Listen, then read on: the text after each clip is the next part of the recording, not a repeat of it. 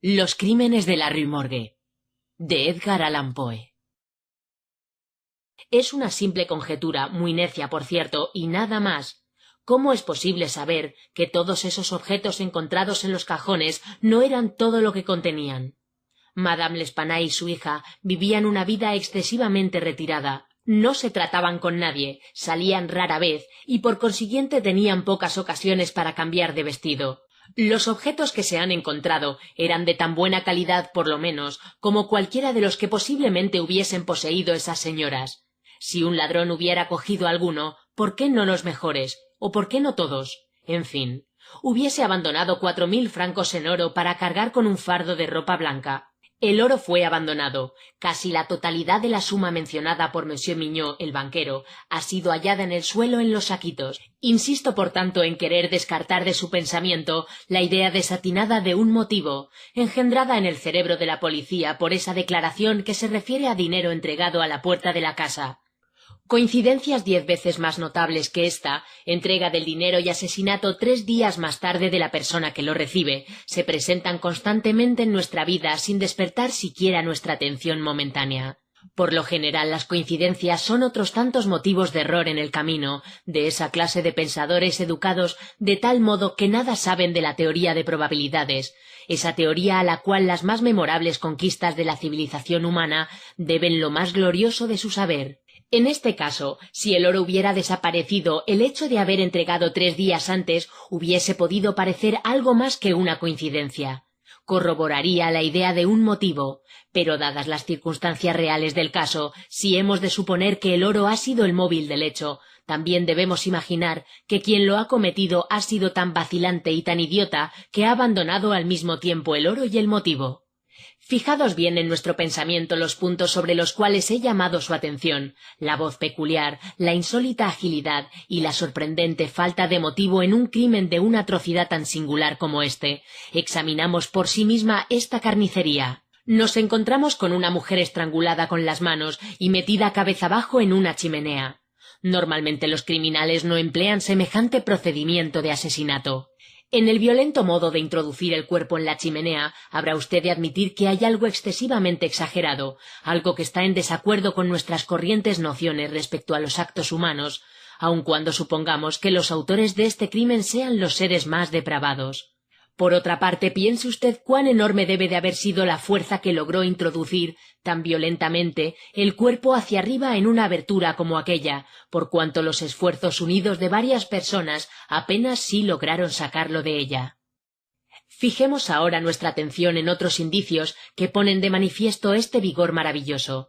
Había en el hogar unos espesos mechones de grises cabellos humanos. Habían sido arrancados de cuajo. ¿Sabe usted la fuerza que es necesaria para arrancar de la cabeza aun cuando no sean más de 20 o 30 cabellos a la vez? Usted habrá visto tan bien como yo aquellos mechones. Sus raíces, qué espantoso espectáculo, tenían adheridos fragmentos de cuero cabelludo, segura prueba de la prodigiosa fuerza que ha sido necesaria para arrancar tal vez 1 millar de cabellos a la vez. La garganta de la anciana no sólo estaba cortada, sino que tenía la cabeza completamente separada del cuerpo, y el instrumento para esta operación fue una sencilla navaja barbera. Le ruego que se fije también en la brutal ferocidad de tal acto. No es necesario hablar de las magulladuras que aparecieron en el cuerpo de Madame L'Espanaye. Monsieur Dumas y su honorable colega Monsieur Etienne han declarado que habían sido producidas por un instrumento romo. En ello, estos señores están en lo cierto.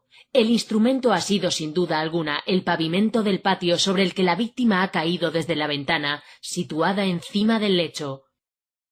Por muy sencilla que parezca ahora esta idea, escapó a la policía, por la misma razón que le pidió notar la anchura de los postigos, porque dada la circunstancia de los clavos, su percepción estaba herméticamente cerrada a la idea de que las ventanas hubieran podido ser abiertas.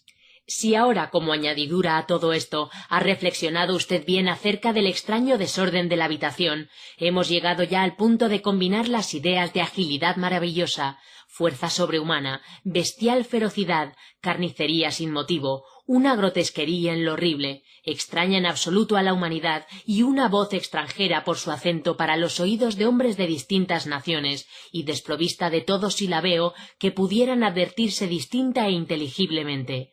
¿Qué se deduce de todo ello? ¿Cuál es la impresión que ha producido en su imaginación? Al hacerme Dupin esta pregunta sentí un escalofrío. Un loco ha cometido ese crimen, dije, algún lunático furioso que se habrá escapado de alguna maison de santé vecina. En algunos aspectos, me contestó, no es desacertada su idea, pero hasta en sus más feroces paroxismos las voces de los locos no se parecen nunca a esa voz peculiar oída desde la calle. Los locos pertenecen a una nación cualquiera, y su lenguaje, aunque incoherente, es siempre articulado. Por otra parte, el cabello de un loco no se parece al que yo tengo en la mano. De los dedos rígidamente crispados de Madame L'Espanaye he desenredado este pequeño mechón. ¿Qué puede usted deducir de esto? Dupin, exclamé completamente desalentado. ¡Qué cabello más raro! No es un cabello humano. Yo no he dicho que lo fuera, me contestó. Pero antes de decidir con respecto a este particular, le ruego que examine este pequeño diseño que he trazado en un trozo de papel. Es un facsímil que representa lo que una parte de los testigos han declarado como cárdenas magulladuras y profundos rasguños producidos por las uñas en el cuello de Mademoiselle L'Espanaye, y que los doctores Dumas y Etienne llaman una serie de manchas lívidas evidentemente producidas por la impresión de los dedos. Comprenderá usted, continuó mi amigo desdoblando el papel sobre la mesa y ante nuestros ojos, que este dibujo da idea de una presión firme y poderosa. Aquí no hay deslizamiento visible. Cada dedo ha conservado, quizás hasta la muerte de la víctima, la terrible presa en la cual se ha moldeado. Pruebe usted ahora a colocar sus dedos todos a un tiempo en las respectivas impresiones tal como las ve usted aquí. Lo intenté en vano. Es posible, continuó, que no efectuemos esta experiencia de un modo decisivo. El papel está desplegado sobre una superficie plana y la garganta humana es cilíndrica. Pero aquí tenemos un tronco cuya circunferencia es poco más o menos la de una garganta. Arrolle a su superficie este diseño y volvamos a efectuar la experiencia. Lo hice así, pero la dificultad fue todavía más evidente que la primera vez. Esta, dije, no es la huella de una mano humana. Ahora lea este pasaje de Cuvier, continuó Dupin. Era una historia anatómica minuciosa y general del gran orangután salvaje de las islas de la India Oriental. Son harto conocidas de todo el mundo la gigantesca estatura, la fuerza y agilidad prodigiosas, la ferocidad salvaje y las facultades de imitación de estos mamíferos. Comprendí entonces de pronto todo el horror de aquellos asesinatos. La descripción de los dedos, dije cuando hube terminado la lectura, está perfectamente de acuerdo con este dibujo. Creo que ningún animal, excepto el orangután de la especie que aquí se menciona, puede haber dejado huellas como las que ha dibujado usted. Este mechón de pelo ralo tiene el mismo carácter que el del animal descrito por Cuvier. Pero no me es posible comprender las circunstancias de este espantoso misterio. Hay que tener en cuenta, además, que se oyeron disputar dos voces, e indiscutiblemente una de ellas pertenecía a un francés. Cierto, y recordará usted una expresión atribuida casi unánimemente a esa voz por los testigos, la expresión «mon Dieu». Y en tales circunstancias, uno de los testigos, Montani el confitero, le identificó como expresión de protesta o reconvención. Por tanto, yo he fundado en estas voces mis esperanzas de la completa solución de este misterio.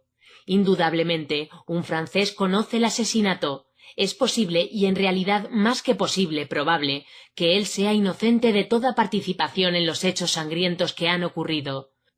Puede habérsele escapado el orangután y puede haber seguido su rastro hasta la habitación, pero dadas las agitadas circunstancias que se hubieran producido, pudo no haberle sido posible capturarle de nuevo. Todavía anda suelto el animal. No es mi propósito continuar estas conjeturas, y las califico así porque no tengo derecho a llamarlas de otro modo, ya que los atisbos de reflexión en que se fundan apenas alcanzan la suficiente base para ser apreciables, incluso para mi propia inteligencia, y además porque no puedo hacerlas inteligibles para la comprensión de otra persona. Llamémoslas pues conjeturas y considerémoslas así. Si como yo supongo el francés a que me refiero es inocente de tal atrocidad, este anuncio que a nuestro regreso dejé en las oficinas de Le Monde, el periódico consagrado a intereses marítimos y muy buscado por los marineros, nos lo traerá a casa. Me entregó el periódico y leí. Captura. En el Bois de Boulogne se ha encontrado a primeras horas de la mañana del día de los corrientes, la mañana del crimen, un enorme orangután de la especie de Borneo. Su propietario, que se sabe es un marino perteneciente a la tripulación de un navío maltés, podrá recuperar el animal previa su identificación, pagando algunos pequeños gestos ocasionados por su captura y manutención. Dirigirse al número de la rue Faubourg Saint-Germain, tercero. ¿Cómo ha podido usted saber, le pregunté a Dupin, que el individuo de que se trata es marinero y está enrolado en un navío maltés?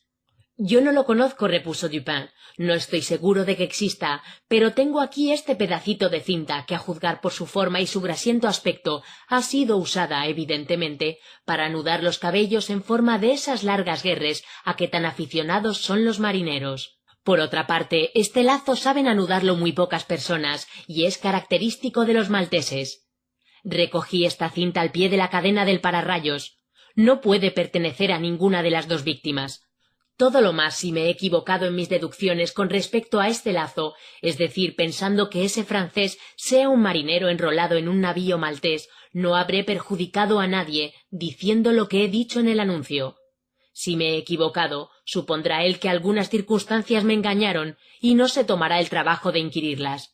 Pero si acierto, habremos dado un paso muy importante. Aunque inocente del crimen, el francés habrá de conocerlo y vacilará entre si debe responder o no al anuncio y reclamar o no al orangután. Sus razonamientos serán los siguientes. Soy inocente, soy pobre, mi orangután vale mucho dinero, una verdadera fortuna para un hombre que se encuentra en mi situación. ¿Por qué he de perderlo por un vano temor al peligro? Lo tengo aquí, a mi alcance. Lo encontraron en el Bois de Boulogne, a mucha distancia del escenario de aquel crimen. ¿Quién sospecharía que un animal ha cometido semejante acción? La policía está despistada, no ha obtenido el menor indicio. Dado el caso de que sospecharan del animal, será imposible demostrar que yo tengo conocimiento del crimen, ni mezclarme en él por el solo hecho de conocerlo. Además me conocen. El anunciante me señala como dueño del animal. No sé hasta qué punto llega este conocimiento. Si soslayo el reclamar una propiedad de tanto valor y que además se sabe que es mía, concluiré haciendo sospechoso al animal. No es prudente llamar la atención sobre mí ni sobre él. Contestaré, por tanto, a este anuncio, recobraré mi orangután y le encerraré hasta que se haya olvidado por completo este asunto. En este instante oímos pasos en la escalera. «Esté preparado», dijo Dupin. «Coja sus pistolas, pero no haga uso de ellas ni las enseñe hasta que yo le haga una señal». Habíamos dejado abierta la puerta principal de la casa. El visitante entró sin llamar y subió algunos peldaños de la escalera.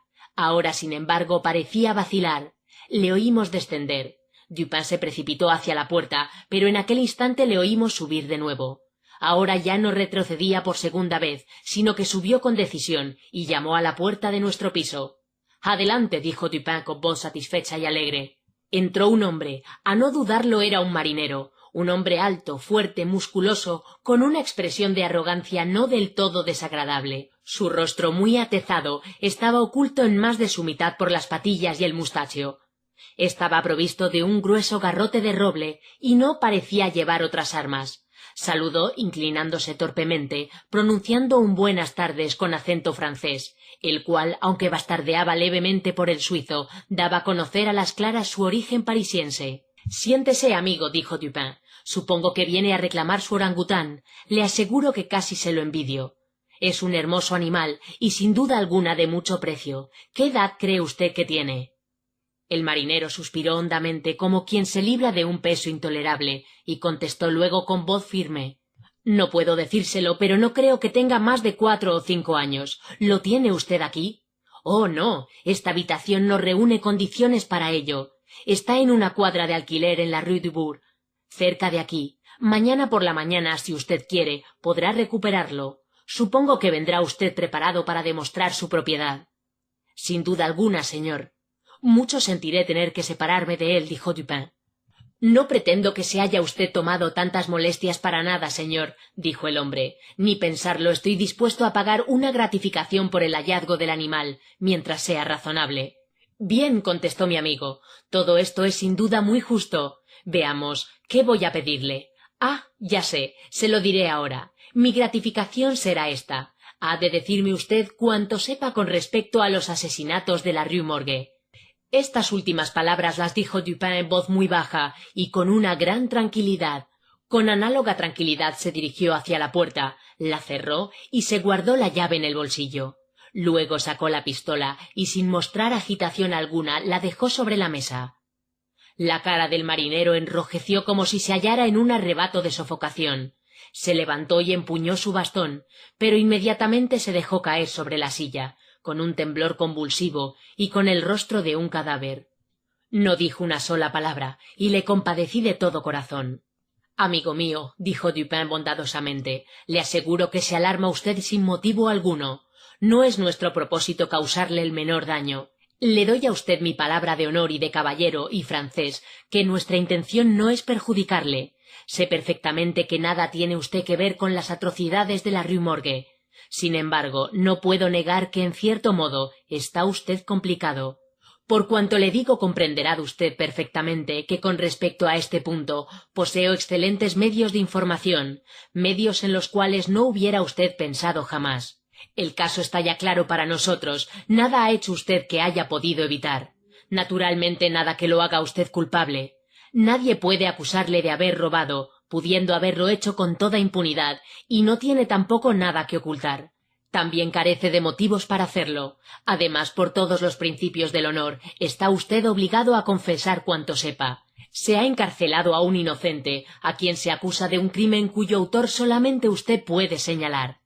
Cuando Dupin hubo pronunciado estas palabras, ya el marinero había recobrado un poco su presencia de ánimo, pero toda su arrogancia había desaparecido. «Que Dios me ampare», exclamó después de una breve pausa. «Le diré cuanto sepa sobre el asunto, pero estoy seguro de que no creerá usted ni la mitad siquiera. Estaría loco si lo creyera. Sin embargo, soy inocente, y aunque me cueste la vida le hablaré con franqueza». En resumen, fue esto lo que nos contó.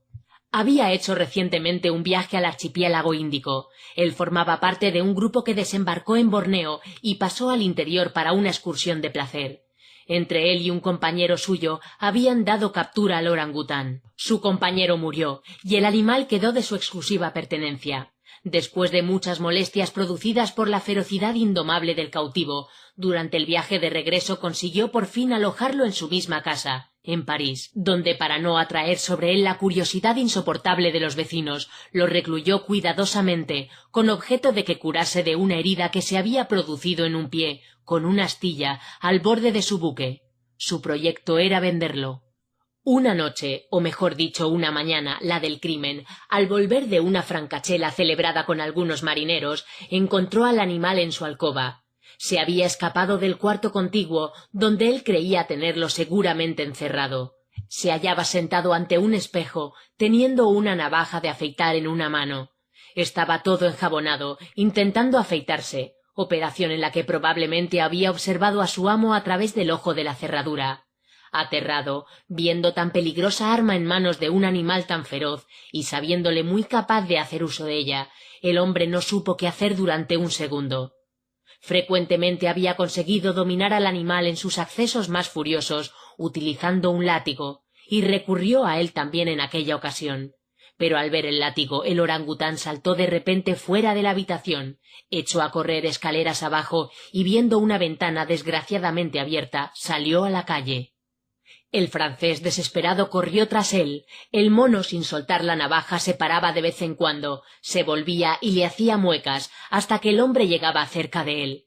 Entonces escapaba de nuevo. La persecución duró así un buen rato. Se hallaban las calles en completa tranquilidad porque serían las 3 de la madrugada.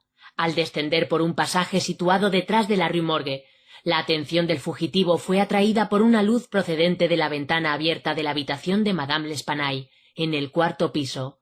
Se precipitó hacia la casa, y al ver la cadena del pararrayos trepó ágilmente por ella, se agarró al postigo que estaba abierto de par en par hasta la pared, y apoyándose en ésta, se lanzó sobre la cabecera de la cama. Apenas si toda esta gimnasia duró un minuto. El orangután, al entrar en la habitación, había rechazado contra la pared el postigo, que de nuevo quedó abierto. El marinero estaba entonces contento y perplejo. Tenía grandes esperanzas de capturar ahora al animal, que podría escapar difícilmente de la trampa donde se había metido, de no ser que lo hiciera por la cadena, donde él podría salirle al paso cuando descendiese. Por otra parte, le inquietaba grandemente lo que pudiera ocurrir en el interior de la casa, y esta última reflexión le decidió a seguir al fugitivo. Para un marinero no es difícil trepar por una cadena de pararrayos, pero una vez hubo llegado a la altura de la ventana, cerrada entonces, se vio en la imposibilidad de alcanzarla. Todo lo que pudo hacer fue dirigir una rápida ojeada al interior de la habitación. Lo que vio le sobrecogió de tal modo de terror que estuvo a punto de caer. Fue entonces cuando se oyeron los terribles gritos que despertaron en el silencio de la noche al vecindario de la Rue Morgue. Madame L'Espanaye y su hija, vestidas con sus camisones, estaban, según parece, arreglando algunos papeles en el cofre de hierro ya mencionado, que había sido llevado al centro de la habitación. Estaba abierto y esparcido su contenido por el suelo. Sin duda las víctimas se hallaban de espaldas a la ventana, y a juzgar por el tiempo que transcurrió desde la llegada del animal y los gritos, es probable que no se dieran cuenta inmediatamente de su presencia. El golpe del postigo debió de ser verosímilmente atribuido al viento. Cuando el marinero miró al interior, el terrible animal había sido a Madame L'Espanaye por los cabellos, que en aquel instante tenía sueltos por estarse peinando, y movía la navaja ante su rostro imitando los ademanes de un barbero. La hija yacía inmóvil en el suelo, desvanecida. Los gritos y los esfuerzos de la anciana, durante los cuales estuvo arrancando el cabello de su cabeza, tuvieron el efecto de cambiar los probables propósitos pacíficos del orangután en pura cólera. Con un decidido movimiento de su hercúleo brazo le separó casi la cabeza del tronco. A la vista de la sangre, su ira se convirtió en frenesí. Con sus dientes apretados y despidiendo llamas por los ojos, se lanzó sobre el cuerpo de la hija y clavó sus terribles garras en su garganta, sin soltarla hasta que expiró. Sus extraviadas y feroces miradas se fijaron entonces en la cabecera del lecho, sobre la cual la cara de su amo, rígida por el horror, apenas sí se distinguía en la oscuridad. La furia de la bestia, que recordaba todavía el terrible látigo, se convirtió instantáneamente en miedo. Comprendiendo que lo que había hecho le hacía acreedor de un castigo, pareció deseoso de ocultar su sangrienta acción. Con la angustia de su agitación y nerviosismo, comenzó a dar saltos por la alcoba, derribando y destrozando los muebles con sus movimientos y levantando los colchones del lecho. Por fin se apoderó del cuerpo de la joven y a empujones lo introdujo por la chimenea en la posición en que fue encontrado. Inmediatamente después se lanzó sobre el de la madre y lo precipitó de cabeza por la ventana. Al ver que el mono se acercaba a la ventana con su mutilado fardo, el marinero retrocedió horrorizado hasta la cadena, y más que agarrándose, dejándose deslizar por ella, se fue inmediata y precipitadamente a su casa, con el temor de las consecuencias de aquella horrible carnicería, y abandonando gustosamente, tal fue su espanto, toda preocupación por lo que pudiera sucederle al orangután. Así pues, las voces oídas por la gente que subía las escaleras fueron sus exclamaciones de horror, mezcladas con los diabólicos parloteos del animal. Poco me queda que añadir. Antes del amanecer el orangután debió de huir de la alcoba, utilizando la cadena del pararrayos. Maquinalmente cerraría la ventana al pasar por ella. Tiempo más tarde fue capturado por su dueño, quien lo vendió por una fuerte suma para el Jardin des Plantes. Después de haber contado cuanto sabíamos, añadiendo algunos comentarios por parte de Dupin en el buró del prefecto de policía, Le Bon fue puesto inmediatamente en libertad. El funcionario, por muy inclinado que estuviera en favor de mi amigo, no podía disimular de modo alguno su mal humor, viendo el giro que el asunto había tomado, y se permitió una o dos frases sarcásticas con respecto a la corrección de las personas que se mezclaban en las funciones que a él le correspondían. «Déjele que diga lo que quiera», me dijo luego Dupin, que no creía oportuno contestar. «Déjale que hable. Así aligerará su conciencia. Por lo que a mí respecta, estoy contento de haberle vencido en su propio terreno. No obstante, el no haber acertado la solución de este misterio no es tan extraño como él supone, porque realmente nuestro amigo el prefecto es lo suficientemente agudo para pensar sobre ello con profundidad. Pero su ciencia carece de base. Todo él es cabeza, mas sin cuerpo, como las pinturas de la diosa Laverna, o por mejor decir, todo cabeza y espalda, como el bacalao. Sin embargo, es una buena persona. Le aprecio particularmente por un rasgo magistral de hipocresía, al cual debe su reputación de hombre de talento. Me refiero a su modo de nier ce qui est et d'expliquer ce qui n'est pas, negar lo que es y explicar lo que no es. Aquí finaliza la grabación de Los crímenes de la Rue Morgue, de Edgar Allan Poe.